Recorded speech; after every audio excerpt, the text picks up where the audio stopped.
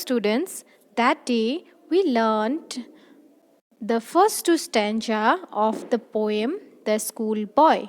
So today proceeding to the remaining stanzas of the poem.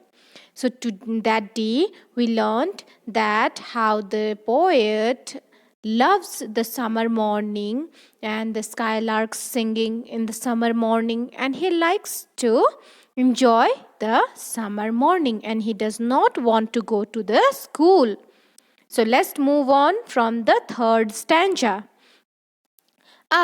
Then at times I drooping sit and spend many anxious hour. Nor in my book can I take delight, nor sit in learning's bower, on through with the dewy shore. How can the bird that is born for joy sit in a cage and sing? How can a child, when fears annoy, but droop his tender wing and forget his youthful spring? Of oh, father and mother, if buds are nipped and blossoms blow away, and if the tender plants are stripped of their joy in the springing day by sorrow and care's dismay, how shall the summer arise in joy, or the summer fruits appear? William Black. So, in the third stanza, I will read it once again or recite it once again. You see, then at times I drooping sit and spend many an anxious hour, nor in my book can I take delight, nor sit in light learning's bower, on through with the deary shower. So, in this third stanza, the child expresses his tiredness. He sits unwillingly in the sea of boredom. So, he becomes boredom. As you can see in the picture, the schoolboy becomes bored. The child keeps under control the attack on him by the harsh personality of the teacher and unnecessary lectures, shower of meaningless words. Okay, and his urge for unchecked freedom. The learning bowers refers to a garden where the children can be taught in an interesting way only if nature accompanies him instead of the school teacher. Yes, he does not like the school because in school only lecture giving is going on. Okay, he tells like that.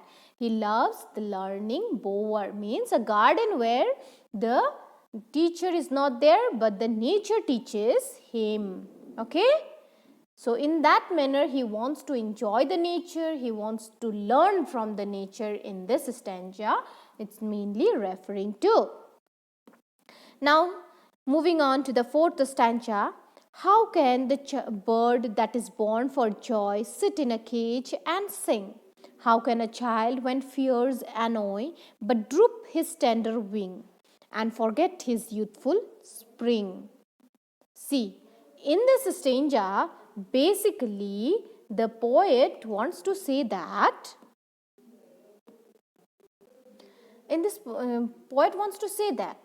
he is comparing himself with the bird that you can see in the picture.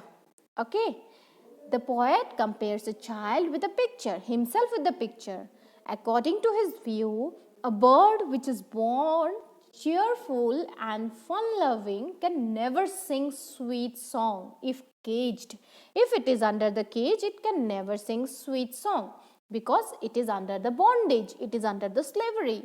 Similarly, a child, if remained under the umbrella of an annoying fear and tension, the distrust of his teacher, can never enjoy the natural instincts of joy and playfulness. Yes, if a child is all the time tensed in fear, then he can never enjoy whatever he is being taught. He or she is being taught. Okay, so fear and tension needs to be removed from the school curriculum.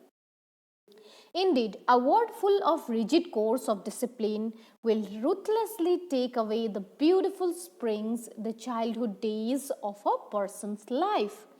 Okay, so basically in this he is comparing himself with the bird who is under the cage. So he thinks that he is also inside the cage and like a bird. So he cannot enjoy the nature, he cannot learn from the nature, he has to learn only from the lectures that are given by his teachers.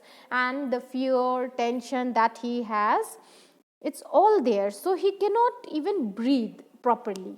Okay, so basically here the fear of the school is given, the fear of the teacher is being represented in this stanza. So moving on to the fifth stanza. O father and mother, if buds are nipped and blossoms blown away, and if the tender plants are stripped of their joy in the springing day by sorrow and care's dismay, how shall the summer arise in joy, or the summer fruit appear? In the fifth stanza, the boy complains to the highest authority, to the father and the mother. If a budding child is picked and swept off in the early stage of life in an ocean of sorrow where there is no one to care for, if unhappiness crushes the sensitive plants, beautiful and the newborn buds, summer can never be joyful. So he's telling him about himself. He's telling that if you keep me within these four walls, within this book itself, I am not going to learn. Okay, so nipped here means to nip something in the bud is to stop or destroy it at an early stage of its development. That means during my development, if you restrict me to only enjoy my books and only study and not enjoy the nature, then it will be a difficult for me and it will hamper my development process. So moving on to the next stanza, he also says that if care and concern rules over the plants, flower, birds, such a summer will be dry. If no one cares, then the summer will be dry and will bear no fruit. So the summer's fruit will not be there if you restrict and not allow me to enjoy the beautiful summer morning. Okay, so basically the poet wants to enjoy the summer morning. So basically the theme of the poem is the schoolboy discusses a boy repelling imprisonment at his school, his company from the animate objects of the summer morning, birds, flowers, etc., to the inactive object of his school, is indeed a matter of concern and grief. School life is a suffering for him. Okay? The boy's feeling of summer festivity is countered by the terrifying eye of the teacher that robs from him all his childhood happiness. School is nothing but a prison. He compares it with a prison that negates the playful activity of childhood. The restriction of an imposed in school forms a hurdle for the natural expression of creativity and forlorn the essence of geniusness. So basically, the poet wants to say the imprisonment of the school, the cage of the school is restricting him to enjoy the beautiful summer morning. Okay. So the overall summary and overall explanation of the poem is The Schoolboy is a poem included in William Black's collection Song of Innocence.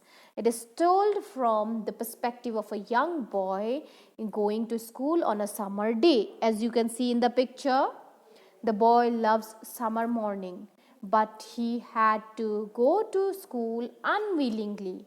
He sits at his desk in boredom and cannot pay any attention to the lesson in the class because he wishes to play outside in natural surrounding.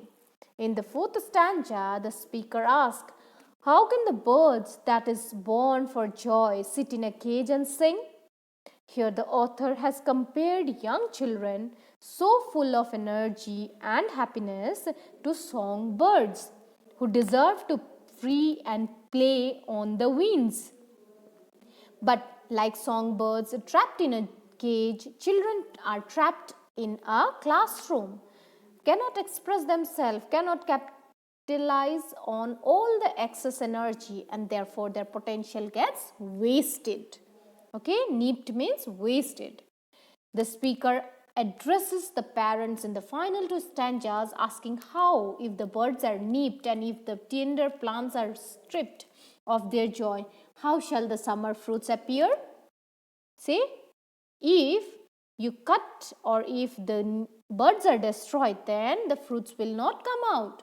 So that is, if children are stripped of their ability to play and have fun in the summer season, how shall they grow and develop to the fullest extent?